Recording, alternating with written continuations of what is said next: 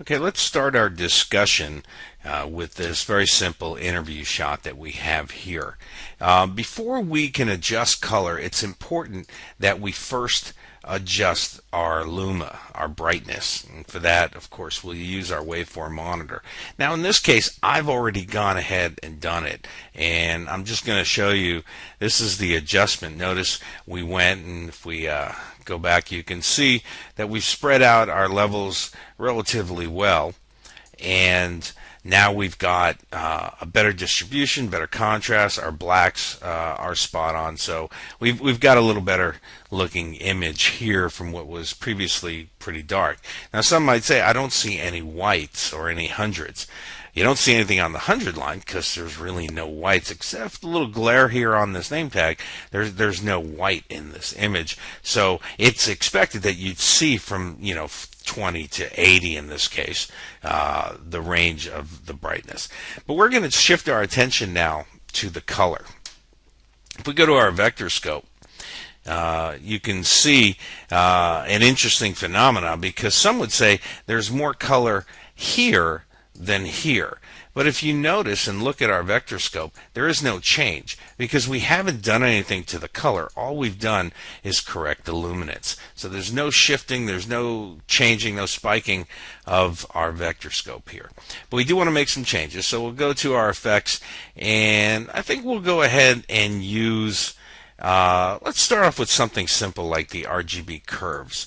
Now previously we were dragging and dropping. If you have your clip selected, as we do here, I can simply double click on the effect and load that up. It's the same as dropping the effect on it. Okay, both work the same, and you'll notice here I actually have it twice. Okay, to get rid of one, I just click on it in the effect control and hit the delete key, and it goes away. Okay, so what I'm going to do is I'm going to make some changes here based on what I'm seeing, and how can I make this look a little better. Okay, well, first of all, what we can notice here is that there's a lot of yellow. See how it's leaning towards yellow over here, but not as much red. And we are talking about midtones here, so perhaps I take the red curve and I just add in a little red. Now, just a little is all you need. So I added a point and pulled it up, and notice how this whole line is shifted towards that skin line. So we can see how the color has already come back in. And if we were to go ahead and do our split screen here, you can see, and again I like the vertical split screen, and let's increase this so that it's right through her face, and you can see the before and after here, how her face kind of looked a little jaundiced, a little yellow before, and we were able to put back in a bit more color into her face just by taking the curve and bringing that up. Okay, so turn off our split screen, and you can see the difference. And if you'd like to see a before and after, before and after. Now I want you to look at the scope here as we do the before and after, and again I want you to see how first it's leaning down a little bit towards cyan, a little bit towards yellow, and then after adding in some red, we've pushed it back towards the line. And we can even probably take just a little bit more to get it on that line. Look how nice the color is coming back into this, and it almost looks like this shirt or sweater that she's wearing has a little bit of color in it as well. So just a little adjustment here, and we've made a nice improvement to the shot. And if we go back, this was the before, then we did an adjustment to the brightness, and now an adjustment to the color, and we can see a better looking shot. Now I showed you the RGB parade before, and I'd like to go back to that now, because the RGB parade also tells me a little bit about color distribution. And here it's saying, wow, there's a lot of red, a lot of green, not a whole lot of blue.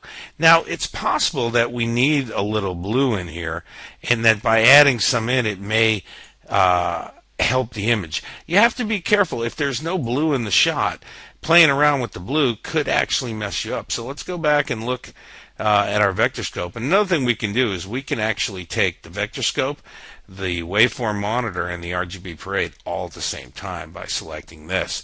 And this can kind of give me an idea of what am I doing. Am I throwing this off or not? And you notice right here, with just a little hint of blue brought back in, it's right on the line nicely.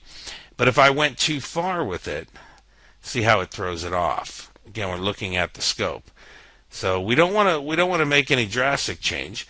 We just wanted to get right on there, just a hint of blue to bring back a little bit of the blue color in there. We've got her red looking nice. Make sure she stays on the Caucasian line. And it's a nice, warm shot. Okay, so simple color correction that we can do here to make the shot look better. And if we go and take this full screen for you, you can see, okay, now we have right along the skin line here, we've got somewhat a balance of our colors, especially in the red and green. But remember, our image did not have hardly any blue in it at all. We can see we have a nice spread between 0 and 100, and right in the middle is where we would expect and where we should see all of our detail. So all in all, some minor changes to what, to many, to their eye, looked perfectly fine, and here we were able to make a quick adjustment to it.